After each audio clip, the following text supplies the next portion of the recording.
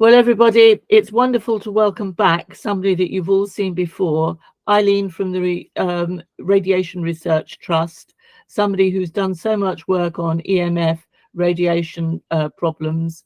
And we're going to talk this morning because tragically, about 2 weeks ago, two primary school children, 3 weeks ago now, I think, two primary school children died in Liverpool in a primary school, I think for special needs, very close to a mast.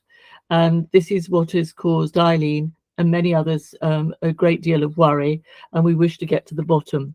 Also, sadly, of course, we can't go on today without mentioning we've had a further tragedy very close to where Eileen lives with the children in a dance school who have been so tragically cut down. But we're going to talk this morning, Eileen, about radiation problems that we think could be associated with Millfield Primary School. Over to you. Yes, thanks, Liz, for the invitation to join you again today. Yes, I was really concerned when I heard about the deaths of the children, two young children in Millstead School, which is a special needs school in Everton in Liverpool. And I was especially concerned about it because I know that is an area that is flooded with 5G, as well as the other frequencies, which we know are already harmful, which the 2G, the 3G, the 4G. But Liverpool, this area of Liverpool has the largest 5G network in the UK, the second largest in the world. So as soon as I heard the news about the deaths of these children and the outbreak of this illness in the school, which was like a parasite stomach bug, I started to get suspicious, and I got on Google Maps, and there, lo and behold, is a big monopole foam mast right on the doorstep, right outside the school. And I was aware of a study that was demonstrating that the outbreak of the illness, the parasite, can be, the growth of that can be increased when it's exposed to low radiation fields. And when I got out to this school to actually have a look at it, there is also substations there as well. So quite a cocktail of frequencies. There's a big substation right on, virtually on the school playground, and then one across the road right next to the foam mast. But it's right next to the school, and it's right next to a big block of apartments. You know, people will be just it's just shocking that it's so close to children, you know, who are so young and developing, and special needs children as well, and so close to, you know, people who were forced to live next to it in that block of apartments.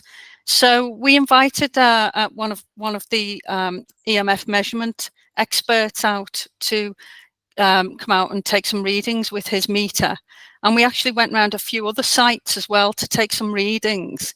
And that was the highest radiation reading, peak reading, that he'd ever taken in the 20 years of, you know, working in this field.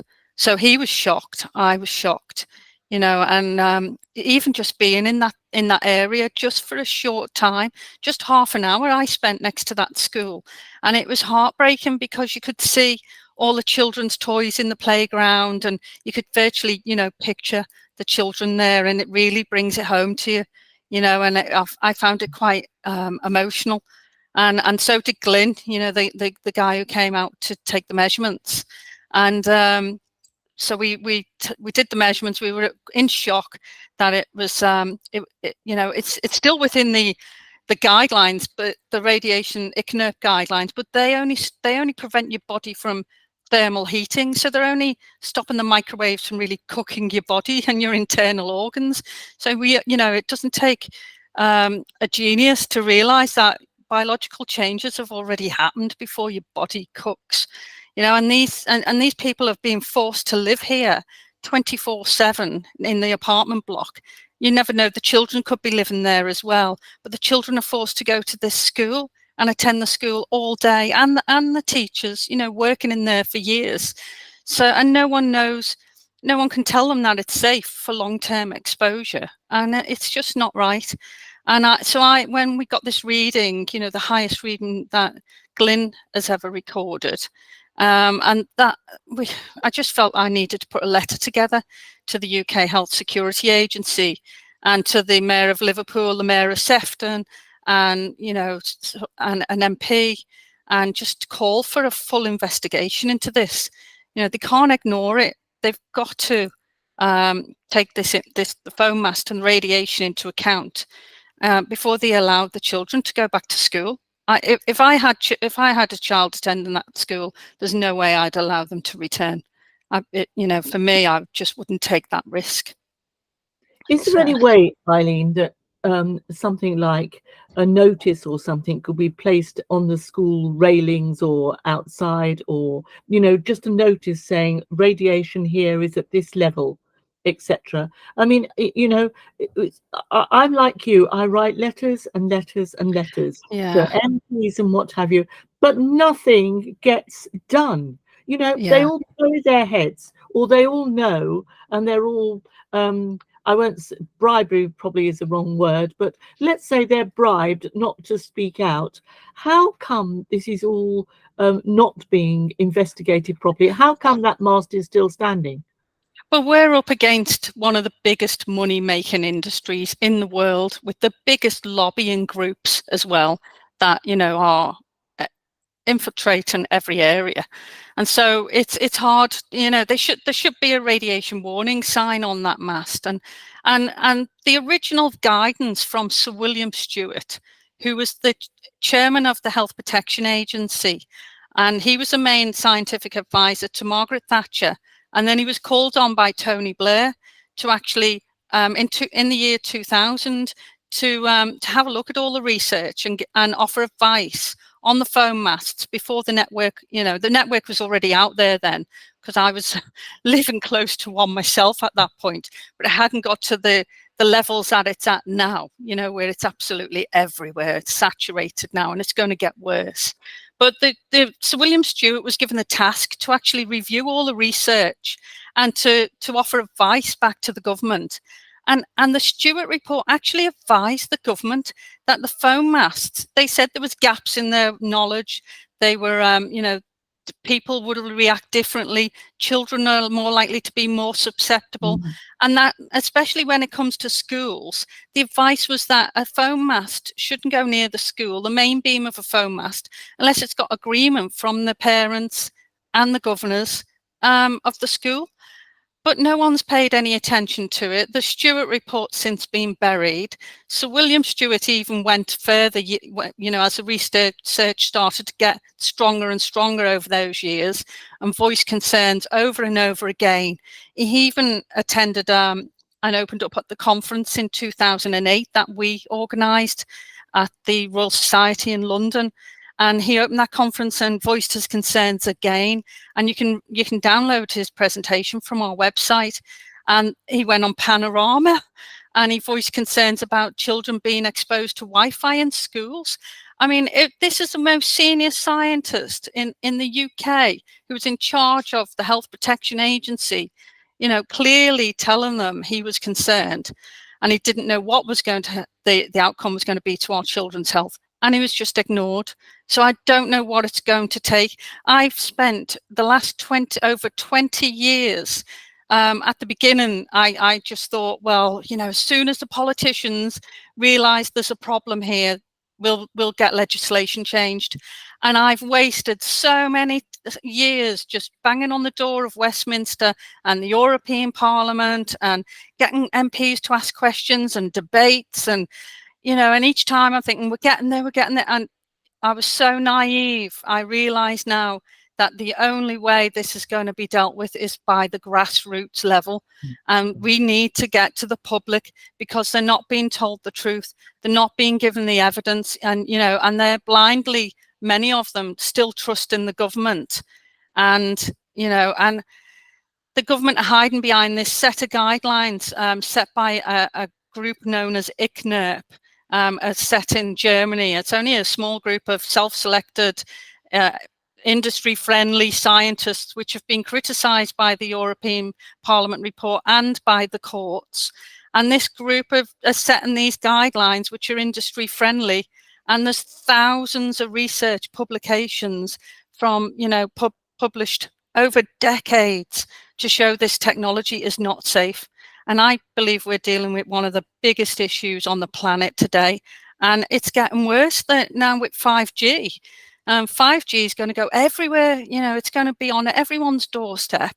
And, it's I find it absolutely terrifying. They haven't got our consent. They haven't asked us if this is okay, and the people of Liverpool in that area are actually taking part in one of the largest experiments that I've ever known.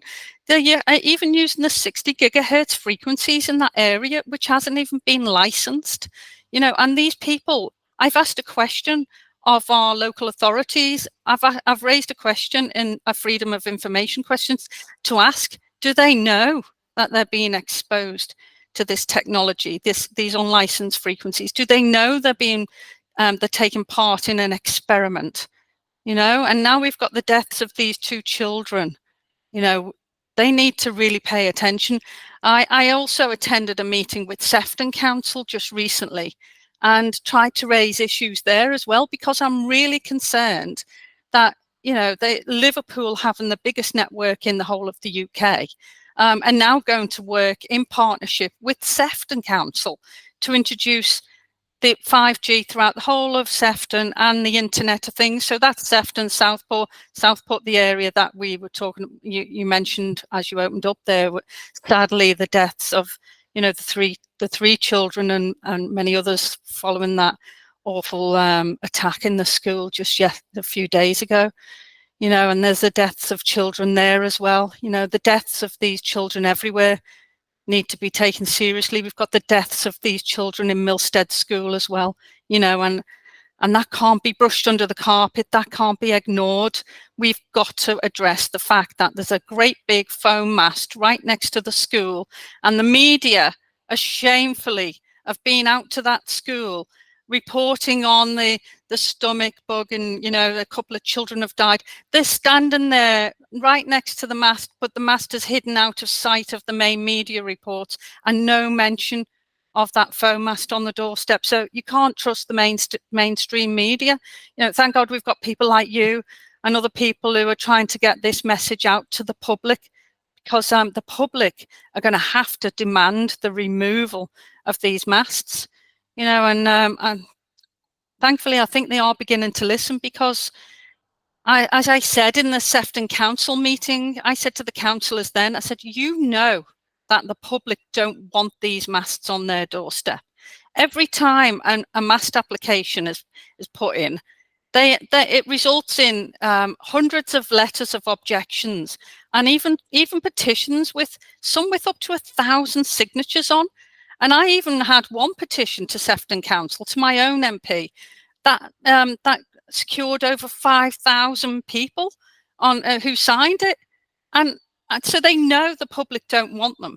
And their answer to that was, oh well, it'll just go somewhere else. We'll get it moved from one doorstep, but it'll just go somewhere else. So the councillors are just completely ineffective. I don't know why they're doing that job, because they're just following orders, and they're just saying we have to follow the orders of government.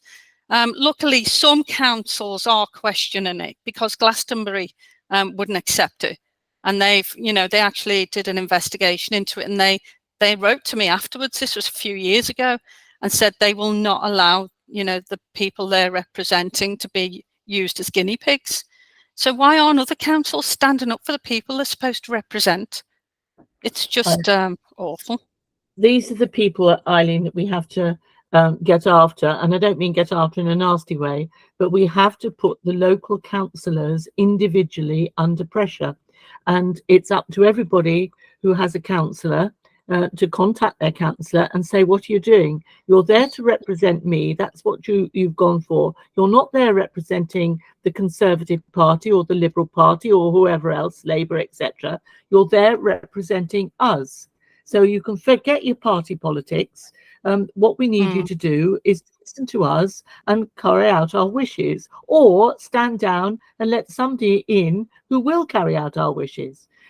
Unfortunately, there's so few people politically, locally minded to get after these people. That's what half the problem is, oh, well, it's not affecting me, so I won't do anything. I think that there's a few people are waking up now, though, because we've now got Rachel, who started Council Watch, and it's great now because people have just, want to get on with their lives, and they've put their trust in the councillors to deal with these issues for them. But when you actually face them with the phone mast arriving on your doorstep, and then they quickly realise that they're going to have to get out there and fight like mad to stop that mast from going in. And then they actually see the workings of the council, and now the likes of Rachel and Council Watchers spread everywhere. We've got our own Sefton Council Watch now as well, and it's waking people up to realise that is this who's representing us? I don't feel. I think people are getting quite frightened to realise they're not really being represented. That these councillors here especially seem to just be following orders of the government. So what's the point in them being there? If they're just following orders. The thing is, Eileen, I think a lot of people go to work as a counsellor with having no real idea of their responsibilities because nobody explains it to them, or the work that they should be doing on behalf of their constituents. I mean, they're all very good about coming round when they want your vote, and then you never see or hear from them again, and which is completely wrong. And but it is up to the general public. And you're right, people are waking up. We know through our own work and our own programs, etc., that not only is there a huge lobbying force, if you like, behind 5G, but look at the lobbying force of the pharmaceutical industry, and look how people are now waking up to the awful effects of what is happening there. So gradually, and it's the general public, you're quite right, it's no good expecting our representatives to do anything. We have to do it ourselves. And I'm afraid I don't like what happened in Southport last night, but I'm afraid I can see more of it happening. That people will either use it as an excuse for violence, or are so fed up with what is going on and what is happening in the country, allowed by local and national politicians, that they're taking the law into their own hands. It's the last thing you want. It is the last thing you want, and it's really sad, that it's come to this, and it's resulted in violence.